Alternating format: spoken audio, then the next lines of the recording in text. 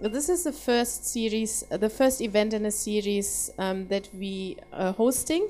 It's about 20 years of commemoration of the TRC, and we will have various dialogues and sessions to really critically engage with the topic and discuss the legacy, failures and successes of the TRC. Before we start and I introduce the panel, I just would like to give you some facts about the TRC, which I'm not sure that they are well known. But we're having also the event today in April, because on the 16th of April 1996, the first hearings of the TRC took place in East London. Desmond Tutu was the chairperson of the commission alongside with 17 commissioners that had been nominated by Nelson Mandela.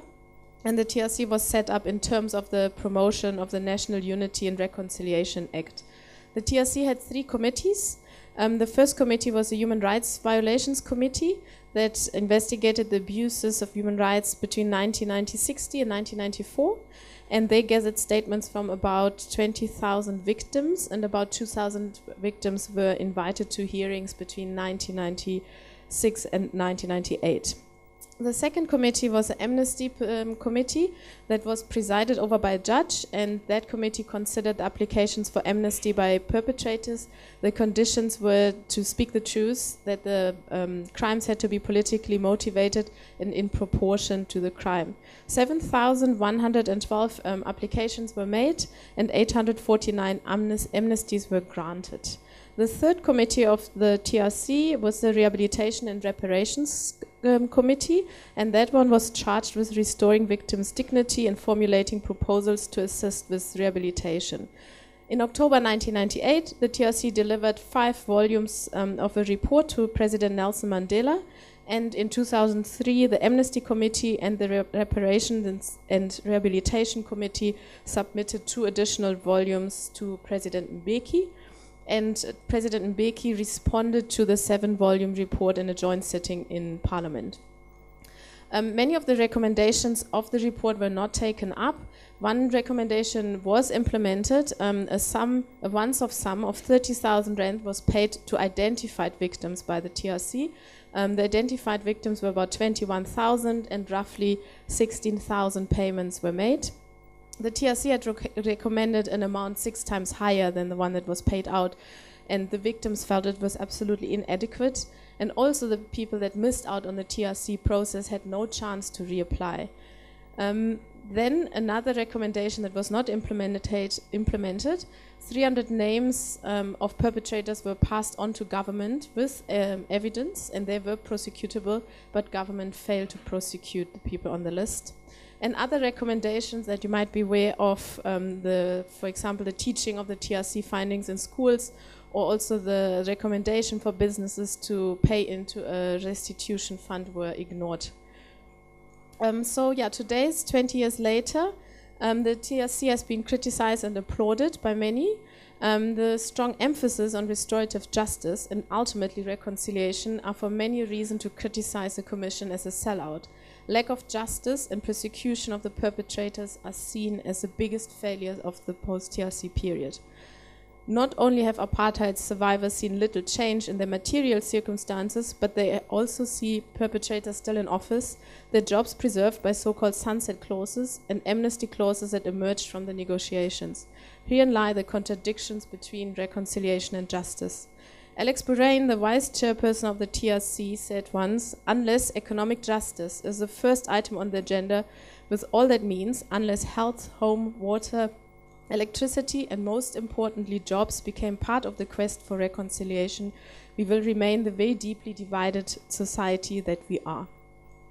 So today we are here to discuss and seek different viewpoints on the TRC and reconciliation. We have a very diverse panel. Just one note, you might have noticed that I bring the gender balance to the panel. It's not because there are no competent women to speak on the topic or that we haven't approached women, but some of them pulled out. So we have the panel that we have, but we hope that that will still provide a very diverse view on the TRC and the post-TRC processes.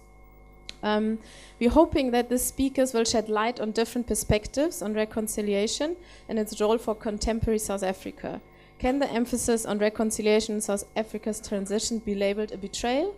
is the large number of South Africans that say that their economic situation has worsened or stayed the same since 94 a sign of this betrayal?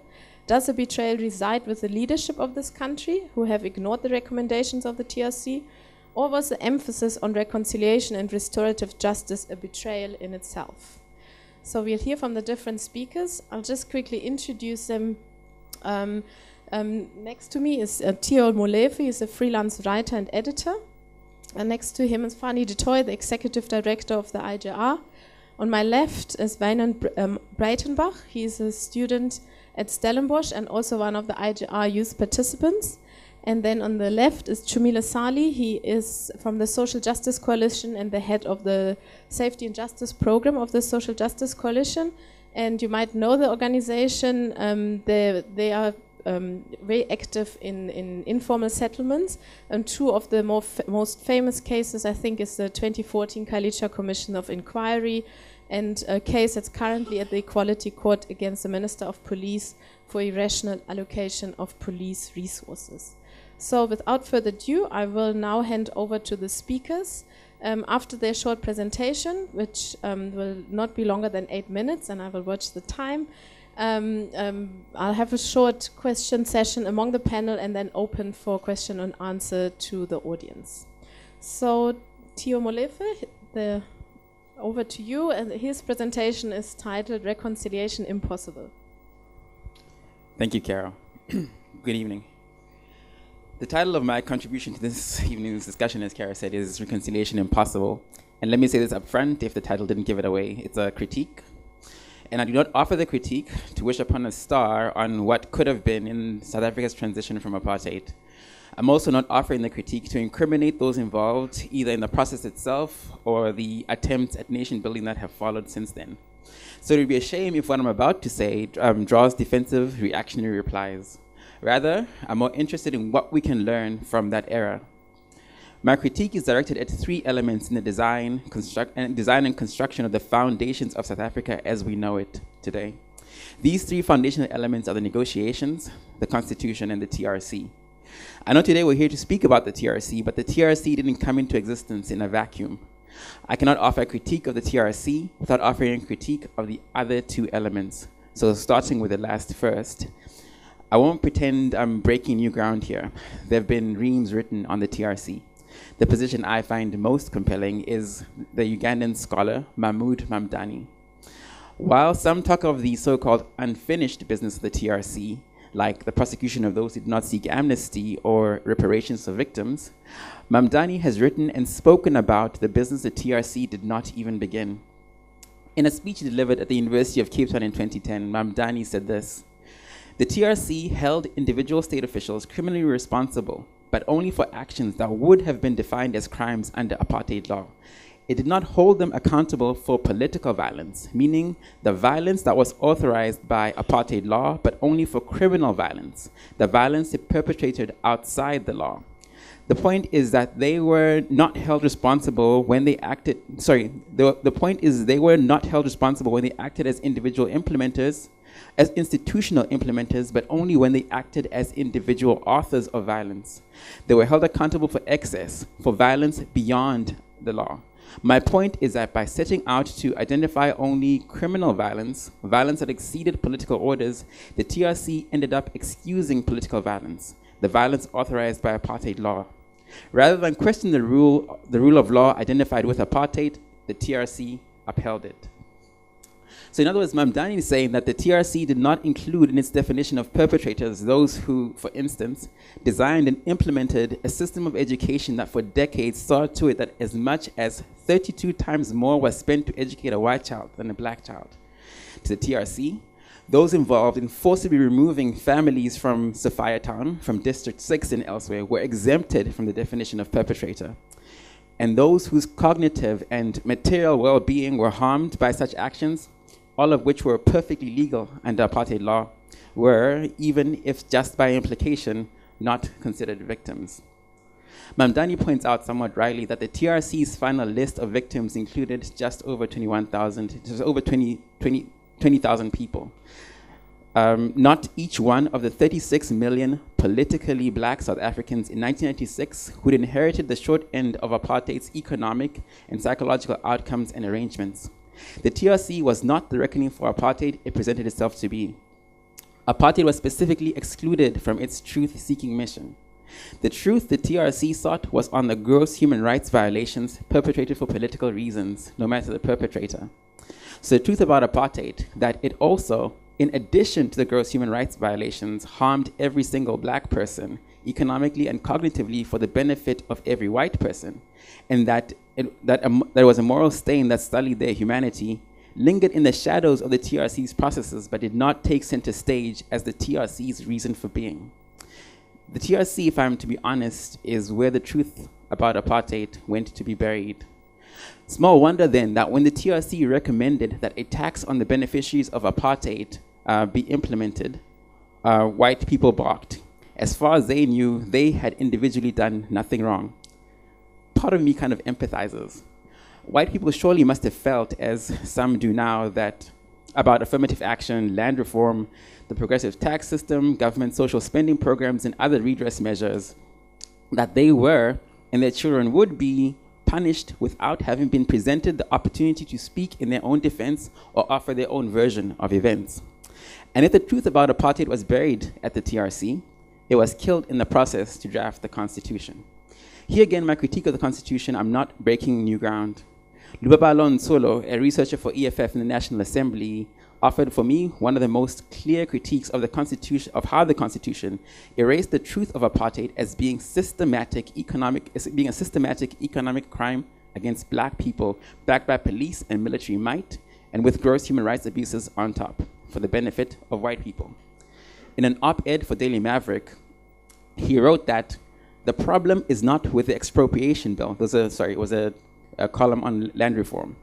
The problem is not with the expropriation bill itself, but with a constitutional superstructure that legitimizes land dispossession by asking the state to pay for land reform, and by secondly, delegitimizing all dispossessions that predate 1913. So let me repeat.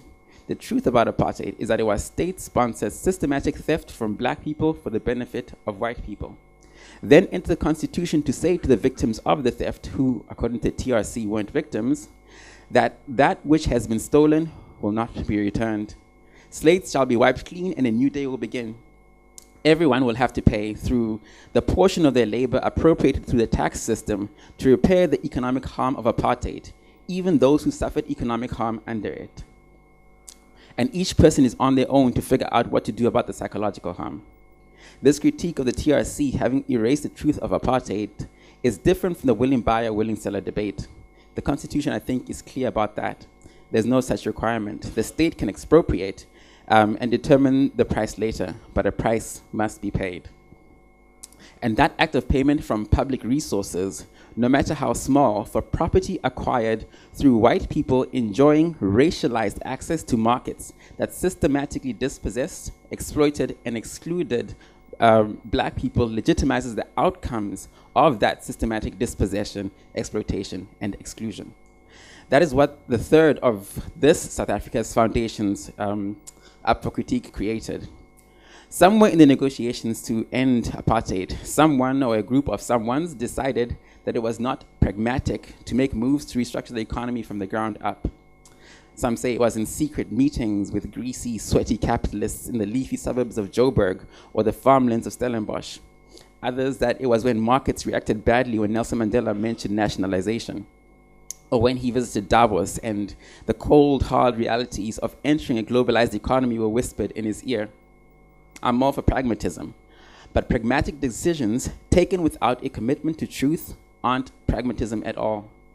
Without truth, you can see neither the problem nor the future outcomes of your decision to solve it clearly. All through the transition, there appears to have been lacking a commitment to truth, especially when the truth of what apartheid was and what these pragmatic decisions being made signified for black South Africans who still today carry the burden of the peace we enjoy. I call it peace in inverted commas because the peace has been for a few. For everyone else, there's been virtual war. Truth is an ethical consideration. And when I asked those involved in the transition about ethics, as I did last week to a few stalwarts involved in the transition, involved in the negotiations and drafting the Constitution, they said to me, put aside ethics, man. We were making pragmatic decisions. It's telling.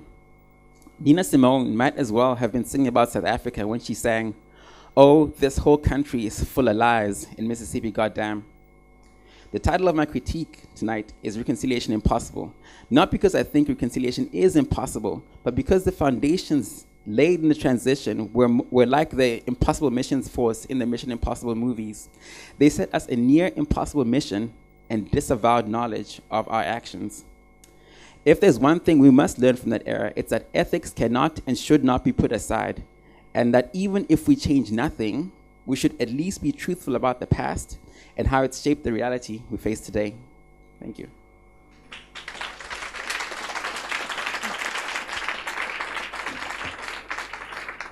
Thank you very much. I'm going to pass on directly to Fanny du Toit, the Executive Director of IJR, and his presentation is just titled Reconciliation and Betrayal. Yeah, I will be a lot shorter, I think, and a lot less eloquent. So I have not got a wonderfully erudite piece that I've written out, and I've really enjoyed that presentation. But I do want to begin by saying I think reconciliation and betrayal are blood brothers. I do remember, or blood sisters, if you like, I do remember that the quest of betrayal was leveled, even at a very innocent level, at young Afrikaner boys the moment they asked difficult questions, to say, listen, are you guys being loyal to us now? Are you asking questions that are disloyal to the tribe? At a much more profound level, Njabulin Ndebele speaks about his memory of identity formations over the last 20 years, and remembers fondly a time when black was beautiful, and he puts it in these terms, which he then migrated into an era of being a comrade. Whoever joined the struggle against the injustices of apartheid, which then for him morphed into an era of Pan-Africanism. And he says, finally, the last few years, he's been feeling increasingly the pull of the designator human being. And for him, there's a certain sense of widening circles of solidarity. But what is interesting is that in the people that we find authentic when they go through these moves, there's always some sort of return back to where they begin. And for me, that was very beautifully illustrated with Nelson Mandela's final evening on earth, when he was in a hut in the Transkei with his kins people there. Anyway, I think there's a certain level of betrayal built into the reconciliation process where you have to question your foundations. But we're talking about maybe a more sinister form of betrayal tonight. And I'm going to just look at two of those. The first is betrayal. Reconciliation is betrayal by the other of us. Therefore, those people we negotiate with are not negotiating in good faith, and they betray us. I mean, this is leveled at primarily the white leadership that negotiated the end of apartheid. And it was forcefully, I think, underlined in the very unconvincing appearances of that very leadership at the TRC, where the country was crying out for a convincing apology that would communicate not only in language and in intent and in personal intent in a way that people on the other end could pick up on that, but that could also say, yes, I was head of the state, F.W. de Klerk, but I take personal responsibility for what had happened. That was absent. And so in a sense, we are still facing today an unfinished national conversation.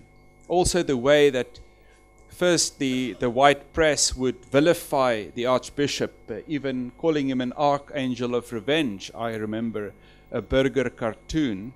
And later on then, when all these revelations were being made about what actually were done in the name of apartheid, then disowning these people as monsters in our midst, as people that not quite as civilized as us. But actually, the real issue is that today, if you ask a white person, which leader do you think changed the perceptions of the white community in the wider South African community? We cannot come up with one name of the leadership that really, in this period, changed the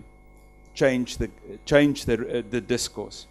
But there's also the betrayal of the self by the self, and this is leveled at the post-liberation leadership. And specifically the ANC government today. And there's a very strong sense, many people are talking, that this has been a sellout, that these are people who have been cynical in the way that they traded their self-enrichment for the true development project that we all wanted to see. It's powerfully underscored at the moment with the corruption issues that we have, and the questions around the president and other leaders in the liberation movement. It's a process that we know will take time, but this militates against one of the basic promises that reconciliation made at the beginning.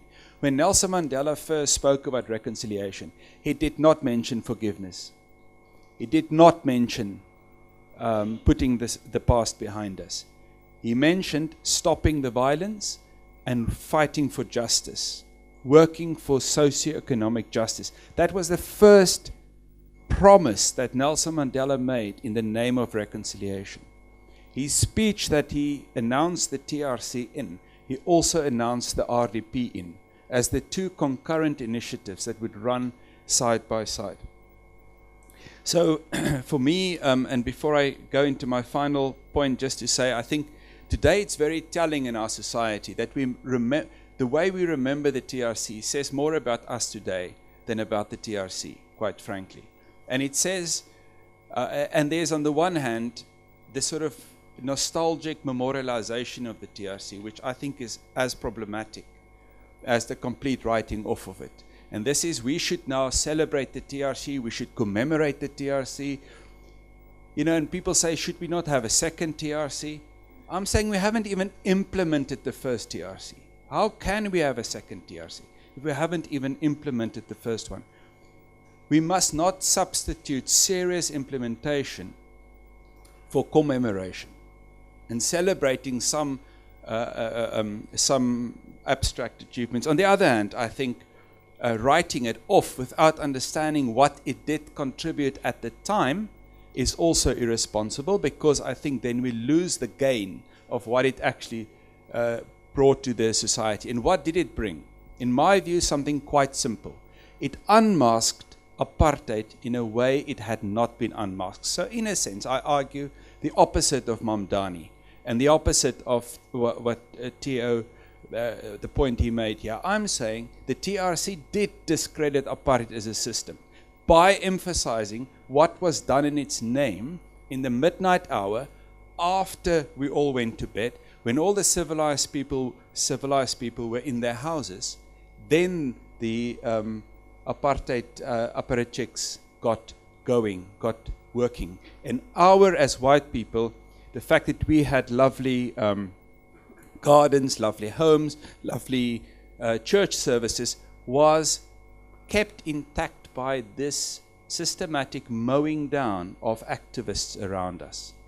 And we never brought those two worlds together. And the apartheid and the TRC made that plain, so that we could not with a straight face anymore argue that apartheid was just a benign development project that had gone wrong. It was a crime against humanity, and the first and only institution in South African history thus far that has formally acknowledged apartheid as a crime against humanity is the Truth and Reconciliation Commission. in its opening preamble of its report, it says this. Then it says, but our mandate is political crime.